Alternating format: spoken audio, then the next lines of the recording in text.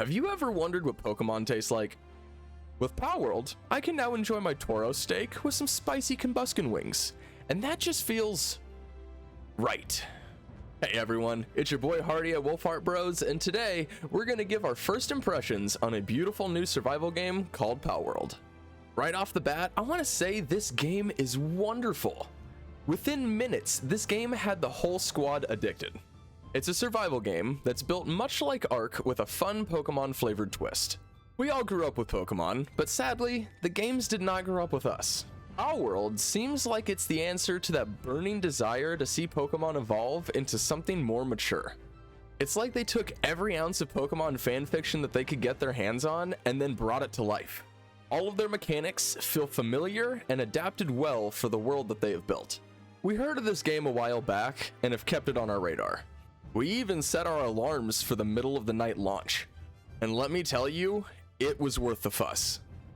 It's been years since I had so much hype for a midnight launch of a game, and so far, it has absolutely delivered. Getting into the game was shockingly smooth, and once everyone had loaded in, things were clean and flowed well throughout the game session.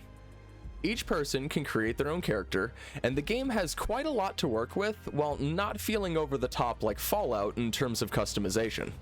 Now, most of the game breaks down into three major parts. The first and most important would be the survival aspect of the game. A close second has to be the combat. And lastly, it has a city builder / sim vibe which needs a little bit of help. Players will start off like most survival games, punching trees and building a home base. You have to worry about food and weather mainly, so the act of surviving is pretty easy for yourself. However, you need to feed all your pals. Every single one. Which brings me to the city builder part. As your base grows, the number of active worker pals that you have grows as well. Pals will automate most everything from building to harvesting. It's quite fascinating to see the base grow from a dirt lot to a sprawling industrial complex. And eventually, your little pals will be mass producing guns and ammo for your inevitable army. Lastly, that brings us to the diverse combat experience. While you may start off bonking a few chickens and sheep over the head for free labor or food, the end goal of this game is going to be an army of heavily armed Pokethugs. Each and every one can be beat up and captured, then sent out to fight for you or with you. They all level up and gain new moves with elemental typing that reflects its true Pokemon nature. They even have gear for your pals, which you can equip to use them as mounts, gliders, or maybe a cute shoulder-mounted AK-47. You have no idea how much I want to take a 12 gauge into the caves of Mount Moon. Thank you, Palworld, for providing me an environment that lets me get revenge for what those bats did to me when I was just a child. In the end, you should be riding a dragon into combat while unloading a minigun that you mass-produced with your sheep slaves. Until then, the game feels fantastic just trying to catch a few cute fluffballs or using a fox as a flamethrower. The progression is fun and well placed, making it feel rewarding to get to the next level of gear rather than it being too easy or even worse, a grind. I'm looking at you, Valheim. You can store hundreds of pals in Bill's PC, your pal box, and they even have a Pokedex system that shows all the pals you've seen and gives more detailed info about the ones caught, including habitat and the types of work that they're able to do back at base. The pals around the world have plenty of variation, though you can clearly tell where some of them got their inspiration from. Check out this statue of totally not Lucario. But I don't see that as a bad thing. There are 1,025 Pokemon across the generations.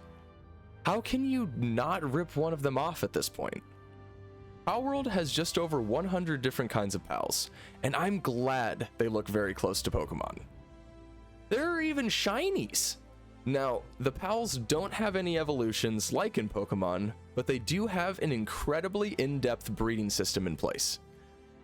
You can breed nearly any type of pals you want and make new fusion pals. These fusion pals can then be bred with other fusions to make even stronger pals. Supposedly, this system has no cap or end, and you can keep making new fusions in as many chains as you want. Sadly, We haven't acquired any fusion pals on our first day, so please enjoy these eggs incubating. The world itself also has a beautiful amount of variation. It is a huge map with multiple biome types. The world is littered with randomly spawning chests, pal eggs, enemy groups, traders, bosses, and dungeons. They have created a world where it is truly hard to run out of things to do, and I love it. The art style and graphics pair well, giving it a vibrant, cute look with clean aesthetics. Also, for an Unreal Engine 5 product, the game isn't too hard on the PC. A few of our guys have older builds, and everyone can run it on pretty high settings. However, late game bases might have some issues with so many character models running around producing goods at once. Now, we only encountered one very minor glitch during our first day, but Rocky does that with every game he's ever touched, so that is entirely out of the dev team's hands. So whether you like to build bustling cities of friendly little fur babies, or want to live out Giovanni's dream of world domination via extreme violence, Palworld has something for you. We highly recommend you give the game a try on Game Pass at the very least, but honestly, we will probably be playing this for years to come. If you enjoy it, buying the game before it fully launches and the price goes up is a heavy recommendation.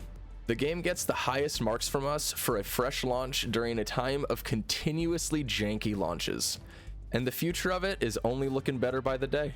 We hope you all enjoy it, and be sure to check in with us for more Palworld related content. Now, if you'll excuse me, I have some Zubats that need calling.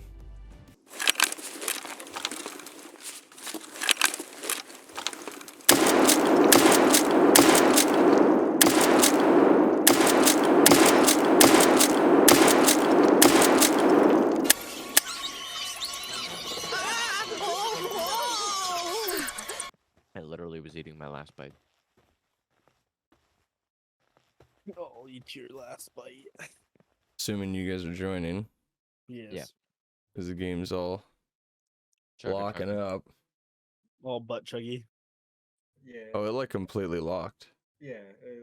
Just froze solid. Oh shit. That's kind of cool. You guys are all just floating there. Oh, one of us just disappeared. Yeah. Where do they go? Oh, there's climbing. Legend of Zelda style. Oh, so Conan style. Got it. Yarr.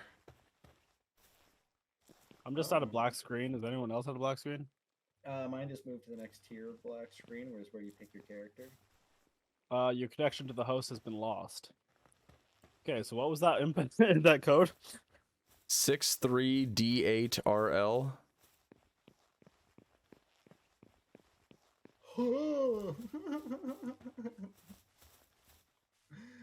With the torso size to max. Run up and punch a chicken.